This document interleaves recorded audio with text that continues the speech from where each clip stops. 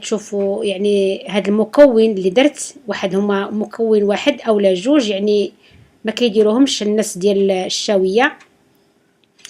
غادي تشوفوا هاد المكونات طبيعيه وسهله وموجوده في الدار عندك.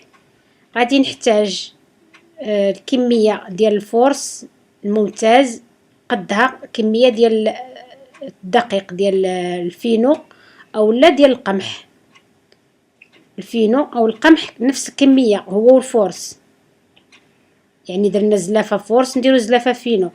عندي هنا معلقه صغيره ديال سنيده، ومعلقه ديال الملحه، ومعلقه ونص ديال الخميره حبيبات. الملح بطبيعه الحال كتبقى على حسب الذوق، والمعلقه صغيره باش غادي نعبر.